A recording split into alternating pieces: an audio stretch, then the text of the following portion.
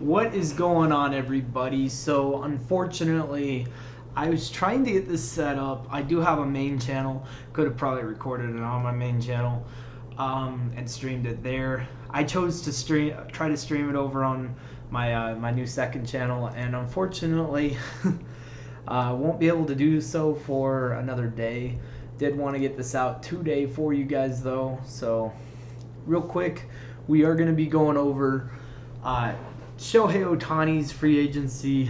Where do I think he's going to go? What's his best fits? And then also, as well as the top 10 free agents that are going into this free agency class, according to MLB.com. Then we're going to be going over if the NFL playoffs were to start today, what would the playoff picture look like, and what would the potential matchups be if the playoffs started today.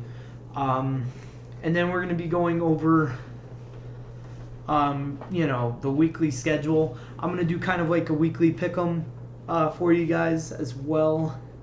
And then we'll go over, some other, breaking news that's kind of going on around the league, such as Kyler Murray being activated recently. Brian Burns is currently in concussion protocol, so I would not expect to see him in Thursday's game against, I believe they're playing the Bears. So that might be an interesting little nugget if you guys are looking to do any kind of Thursday night bets. Brian Burns does not look like he's going to be active for that game, so keep that in the back of your head. As well as a couple other tidbits coming out here and there, as well as my Ohio State Buckeyes. If you guys didn't know, I am a Buckeyes fan, mainly because I don't follow college football like that, but the New Orleans Saints tend to draft guys from Ohio State and stuff. With me being a Saints fan, and then at one point, I think it was like 2017, we had like half our roster, or half of our all 22 guys was literally like former Ohio State Buckeyes. So anyways, that's why I'm a Buckeyes fan. But anyways, jumping into this over here, Shohei Ohtani. Where do I think he's going to go? I would love to see him go to the Boston Red Sox, mainly because they kind of have a need for somebody that can play cleanup. Rafael Devers, with him being kind of the cleanup guy, I am a Red Sox fan as well, so there's a little bit of bias there. But I figured I'd go over this real quick, and then I'm going to go over the other potential places I could see him going, as well as I heard the Rangers are going to have some interest in him. We'll see how that all shakes out. But reason why I could see him fitting with the Red Sox is they have a giant fucking hole at starting pitcher.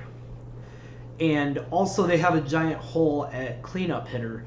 And he would fit in both those roles for the Red Sox. Very, very well. Other potential fits that they have listed on MLB.com is he could always go back to the Angels. And I know, that's not the sexiest fucking move. Like, that doesn't make all the craziest headlines. It's still on the table. He did tear his UCL that required a second elbow surgery. So we'll see how that affects his market and whether or not, we could see him not being a pitcher anymore. That greatly reduces the odds of him going to a team like the Red Sox. But if he does find his way back to the mound, another team that they have listed is the Dodgers. They also have a giant need at starting pitcher. And so with that being said, that if he doesn't go back to being a pitcher, in my opinion, it reduces the odds of Red Sox being on the table, Dodgers being on the table. He would fit with the Giants. And the other team they have listed is the Mets. I don't see him fitting with the Mets. And the only reason why is the whole, is he going to actually still be a pitcher? This is, his second elbow surgery he's had to have. could he potentially decide I'm not going to be a pitcher anymore? And that could be on the table, but if he is still going to be a pitcher, Mets need, pitching help as well. Giants could use pitching help. But Giants also have a hole at, more of like a cleanup guy. They don't exactly have that as well. The Mets, though, I feel like they do have their cleanup guy with a guy by the name of Pete Alonso, so I don't see him fitting into that kind of role. But moving off of Shohei Ohtani, the next big name that they have listed is Yoshinobu Yamamoto. I am so sorry if I mispronounced his name, but this is also a guy that I could see going to the Red Sox, mainly because he's a starting pitcher, he's young, and the Red Sox have generally been having this thing where we have been going after a lot of Japanese players. This is another reason why I could see potentially Shohei Ohtani working with the Red Sox, is because we have guys that he is either kind of friends with or fucking, I don't know. Like, he was really, like, he showed kind of like a warmth with Haruka Sawamura, who is like a relief pitcher for us. And this guy he just played with as well, with, what's-his-face, Shohei Ohtani, in the, what is it called? The Baseball World Classic or whatever the hell it's called. They played together on that as well.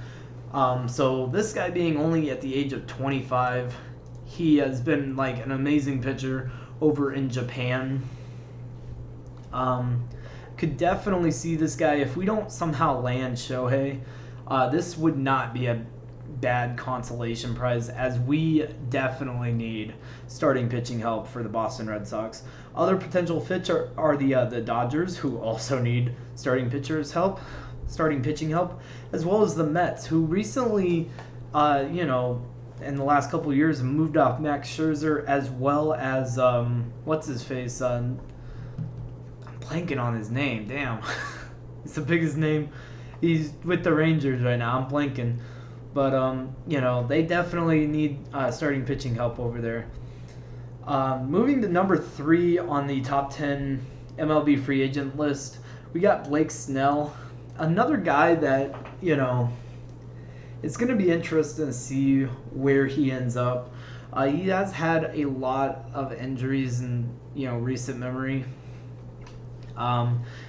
I would hate it if my Red Sox went out and got this guy, mainly because we've done this already this last season.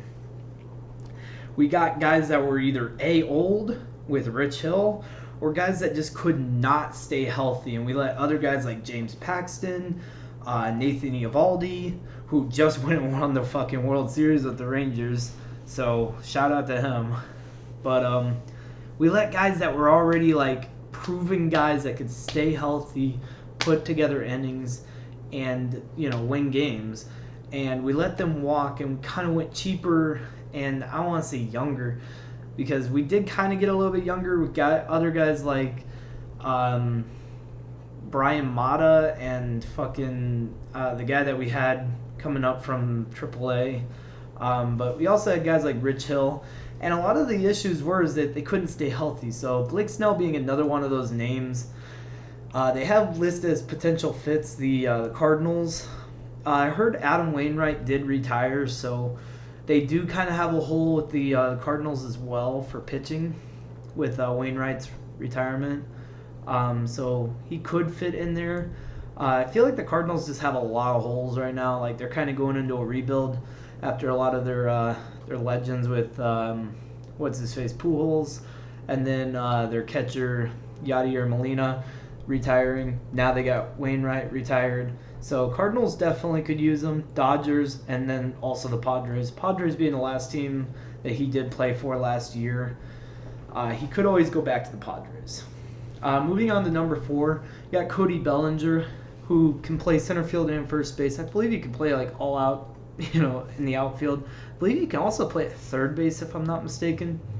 But they have listed as potential fits. I'd love if Cody Bellinger, and I know this is kind of like, I am a Red Sox fan, so I don't want to say, I would love for him to come play for the Red Sox, but having the first base ability, we haven't exactly found a guy that, I personally love at first base. The guy that we currently have at first base, I believe, is Tristan Casas.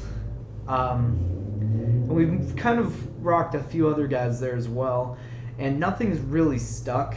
I feel like Cody Bellinger could really, make it kind of work.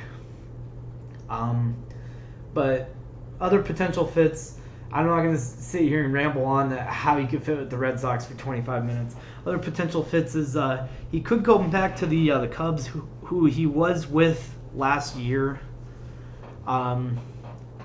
posting a 307, 356, 525 slash line, 26 home runs and 97 RBIs in 130 games. He is only 28 years old, so the Cubs could definitely bring him back on, maybe a 3 to 4 year deal. Another team, the Giants, I don't see it happening. I don't know why I don't see it happening. I just don't feel like he would fit with the Giants. The Yankees, I could definitely see the Yankees happening, and I think that would become very scary as an option if he ended up going to the Yankees. Mainly because he does provide that ability to not only play in the outfield, but he also can play, first base, and I believe he can also play third. I'm not sure about that. I feel like I've seen him play third, but anyways, yeah, I would hate to see him join the Yankees. But yeah, if anything, the scariest fit would be for him to go and become a Yankee. Red Sox, I feel like could be an also great fit. Cubs, I feel, who knows, maybe that's the best fit for him. But moving on to number 5, we got Aaron Nola. He was a starting pitcher for the Philadelphia Phillies. My buddy loves to call him part of the double aces that the Phillies had with Aaron Nola and the other, blanking on his name. But anyways, another guy that could fit with the Red Sox, I'm not going to go into that. But potential fits are Cardinals, Giants, Phillies. Could definitely see him re-signing with the Phillies. I feel like that's the most likely destination for him to go back to. The Cardinals may be the next best. Giants, don't they still have Rodon? And I feel like they have another big name starting pitcher as well. I don't watch a lot of Giants, so maybe he fits there. I don't know. Moving on to number 6, though. Trying to move through this a little bit quicker for you guys. Josh Hader, potential fits, Angels, Phillies, Rangers. And the one where I could see him most going is the Rangers. I'm not sure if they're going to be holding on to what's-his-face, Aroldis Chapman. If they hold on to Aroldis Chapman, I don't feel like Hader is that much of a need. Angels, that I only see happening if Shohei Ohtanis comes back to the Angels. Phillies, the Phillies could always bring him in. He screams Rangers to me, and that's only if Aroldis Chapman doesn't stick around. I could see if, with the Phillies, that's right, they had Craig Kimbrell and he doesn't work out. Like, he didn't really work out. Maybe the Phillies make a move. That might be a great move for them. Sonny Gray. So we got Braves, Cardinals, Twins as potential fits for Sonny Gray. Sonny Gray's been one of those interesting cats that he worked out really well for the A's, didn't work out with the Yankees, and then went to the Twins and kind of resurrected his career, kind of like Cody Bellinger did, where it's like started off red hot, fell off, and now he's kind of bringing it back. They have potential fits for him, Braves, Cardinals, Twins. I definitely think the Cardinals are probably the best fit for him right now. Braves, I don't know how he fits into their like again, I don't watch a lot of Braves baseball. I just feel like they have too many pitchers at this point for them to be bringing in Sonny Gray. Cardinals, I feel like, and Twins are probably his best two landing spots of the potential fits, as well as maybe my Red Sox. We need pitchers. Every pitcher on this list, like I'm like, Red Sox, please, we need them. Jordan Montgomery, potential fits, Cardinals, Cubs, Rangers. Definitely, I could see Jordan Montgomery coming back to the Rangers after he got traded. I think he showed them enough for them to want to, try to bring him back, run it back, see if they can win again. If not, definitely Cardinals after Adam Wainwright's retirement. That would be a great fit.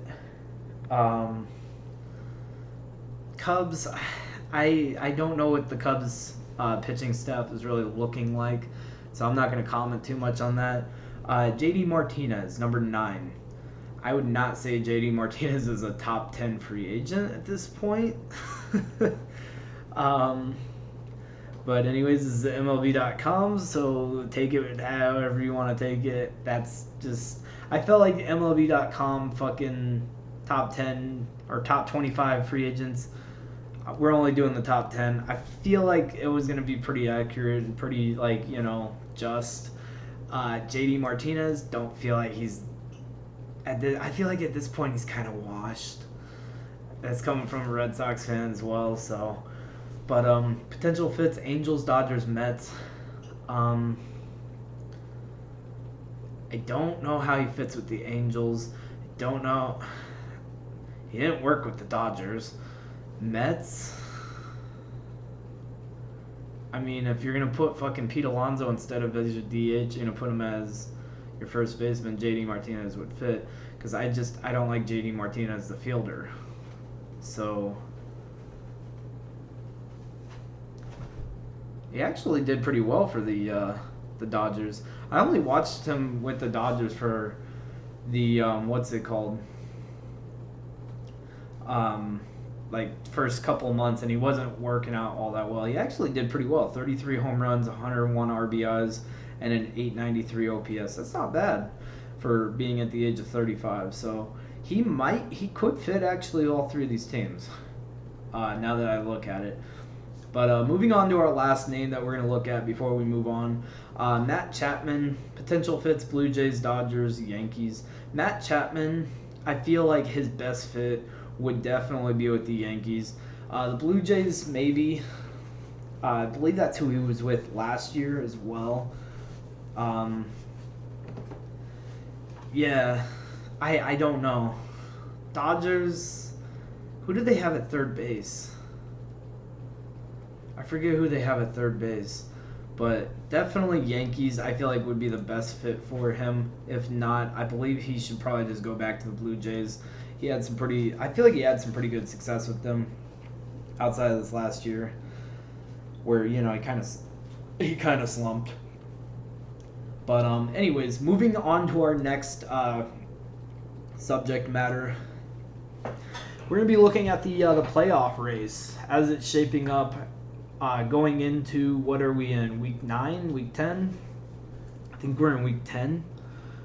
Or no, we're in week 10. We're heading into week 10. So heading into week 10, currently the playoffs are looking for the AFC. We got Chiefs, number 1 seed, Ravens 2, Jags 3, Dolphins 4, Steelers 5, Browns 6, and Bengals 7. In the NFC, it's Eagles, Lions, Niners, Saints, Seahawks, Cowboys, and Vikings.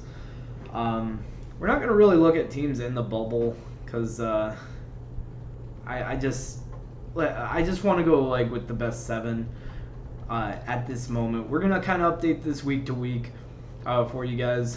But anyways, I believe it goes the 2 seed plays the 7 seed. So the Lions would be playing the Vikings. Who do I think would be coming out in this matchup? With Kirk Cousins being done for the year, I definitely think the Lions take that dub. Niners would be playing the Cowboys. And I think the Niners easily take the dub. I know the Niners have been kind of slumping as of late with a 3-game losing streak. I feel like that defense, they just added Chase Young. I feel like it will give the Cowboys fits. And then my Saints will be playing the Seattle Seahawks. And I just don't trust the Seahawks this year. Like, if this was last year, I definitely would have taken the Seahawks over my Saints. The Seahawks, I just feel like Geno Smith is starting to turn into a pumpkin. Kind of like Brock Purdy. I know people like to sit there and protect Brock Purdy. I don't think he's the guy. Great story and all. I don't think he's the guy at this point. I don't know. We'll see.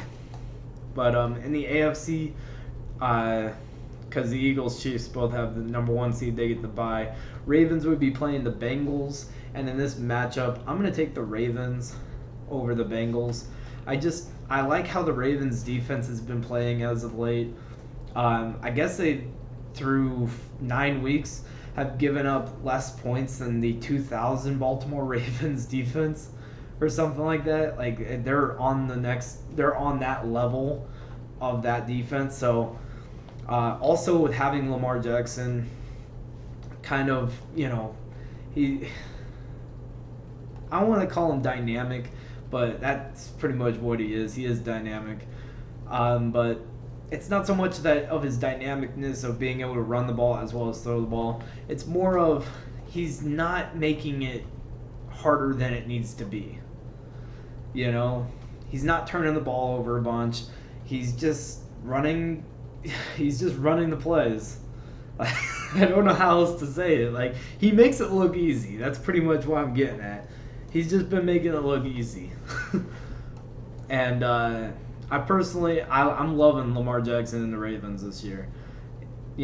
Right now I would say they're probably up there with the Chiefs for me, because I'm not just like Tom Brady in the 2000s and stuff. You didn't bet against him. Till he was officially nailed in, it's over, he's out of the playoffs, you don't bet against him. But I think it's between the Ravens and Chiefs at this point. The Jags would be playing the Browns, and at this point, I know this might be a shocker, I'm going to take the Browns. I'm going to take the Browns over the Jags, and reason being, I don't trust the Jags. I think they're a good team. I don't think they're so good to where, the Browns' defense is right up there probably with the Ravens' defense, and I think the Jags, their O-line is kind of in the same tier to me as the Dolphins, where I don't trust it enough.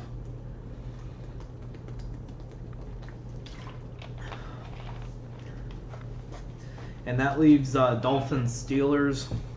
And in that matchup, I personally feel like the Steelers, even though they don't exactly have they have I feel like the worst fucking offense you can have in the NFL.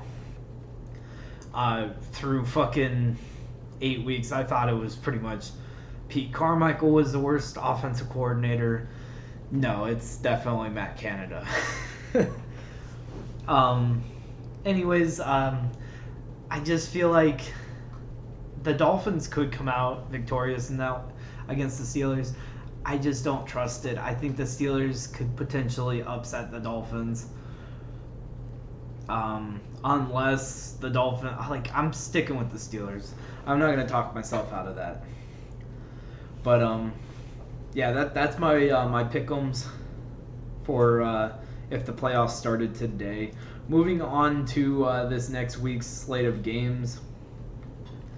I'm going to pretty much predict, what I feel like each winner is going to be. Teams that are currently on a bye is Kansas City, the Rams, Miami Dolphins, and Philadelphia Eagles. For the Thursday night game, I honestly feel that the Bears are going to come out victorious. That Tyler Badgett kid or whatever for the Bears, he gives them a spark, that I haven't seen with Justin Fields this year. So I'm going to be going with the Bears. Colts, Patriots, I'm going to be probably going with the Colts in this one. I don't see the Patriots. I just don't know if the Patriots have enough offense to get it done. I trust that the Colts can get at least 25, maybe 30 points, and I feel like that'll be enough to beat the Patriots in Germany. So, Houston versus Cincinnati. I'm going to go with Cincinnati in this one. I do like CJ Stroud, and I like the way he's playing. The Bengals have been catching, fire recently, especially because Joe Burrow has been getting healthy. So, moving on to New Orleans, Minnesota. I'm going to have to ride with my Saints. I have to ride with my team every week, so that's not going to change. So week to week, I'm going to pick the Saints. I have to. It's my team. I'm riding with them. Green Bay, Pittsburgh. I'm going to go I have to. I don't trust Jordan Love. But at the same time, do I trust Matt Canada and Kenny Pickett? No, I don't. Like, this is the one game, if I was betting, I'd stay away from this. Green Bay, Pittsburgh. Stay away from this game. Mainly because you don't know what you're going to get with Jordan Love. You don't know what you're going to get with Kenny Pickett. And it's going to be one of those ugly-ass games. But, where is it? It's in Pittsburgh. I'm going to ride with the home team, Pittsburgh. And that's only because I have to pick one or the other, and I have to go Pittsburgh. Tennessee, Tampa Bay.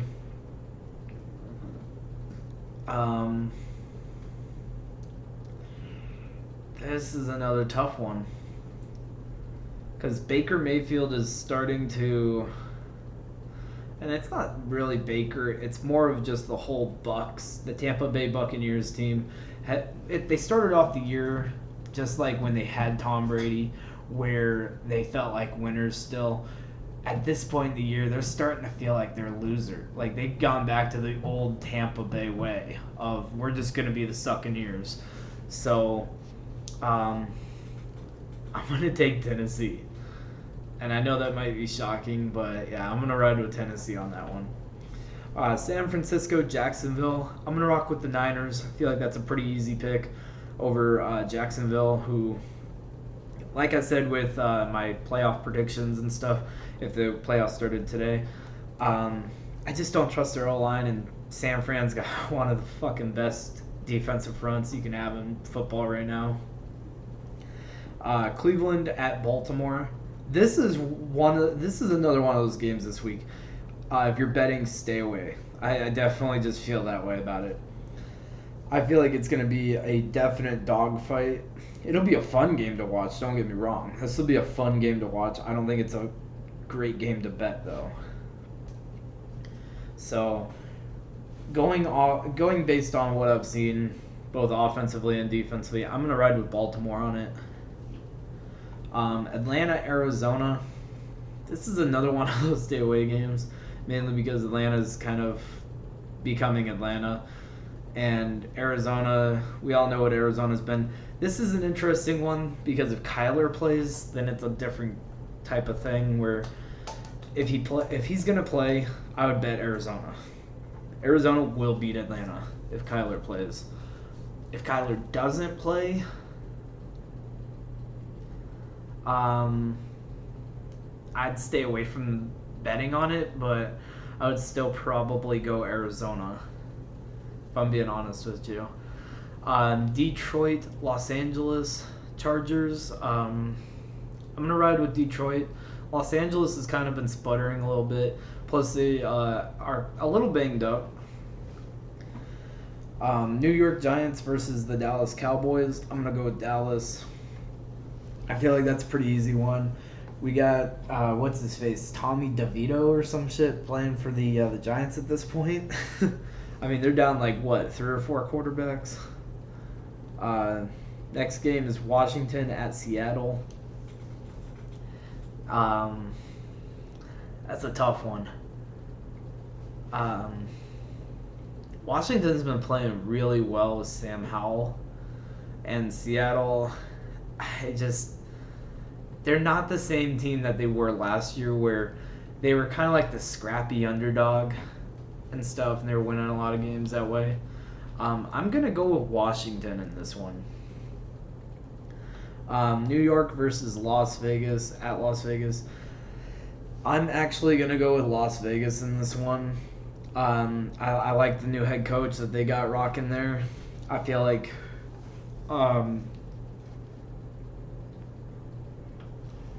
sorry, long day of work, and I'm doing this podcast after that. So, yeah, no, I don't trust Zach Wilson at all. Unless they bring in a quarterback, Las Vegas all the way. Denver, Buffalo. Why in the fuck is this a game on Monday? This needs to get flexed. This needs to get flexed badly. Definitely go Buffalo. But yeah, that's gonna do it for that. Got some top news coming out. Ohio State remains number 1, followed by Georgia. What else is there going on in top sports? Yeah, linebacker Brian Burns and concussion protocol after loss. I did not know about that. What else is going on? Anything else?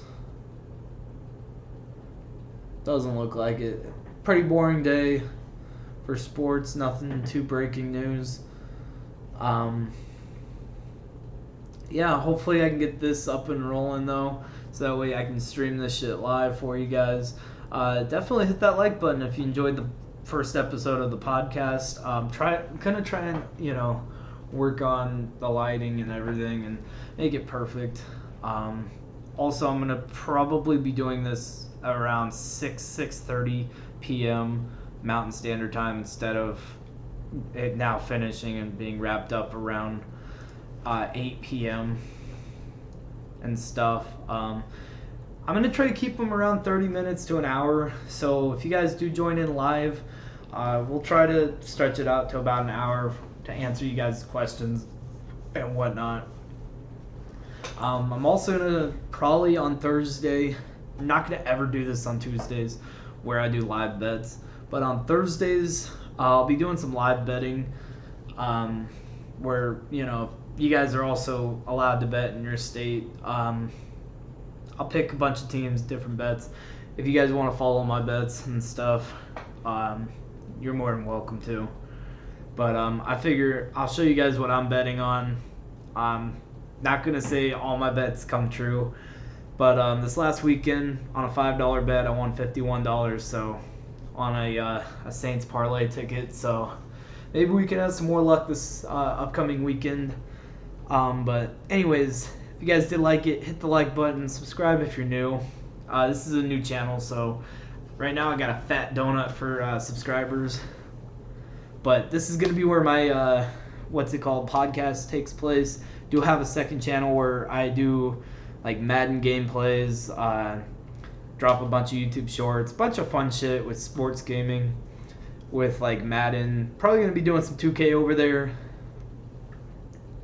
We'll see about any kind of other sports games. If you guys do want me to also do like Rocket League and stuff, I'm thinking about starting a third channel as well, where I do like Rocket League, GTA 5, a few other things, just streaming it with a couple of my buddies and stuff. But anyways, if you guys did like the video, please hit that like button, subscribe if you're new, and I'll catch y'all in the next one. Peace.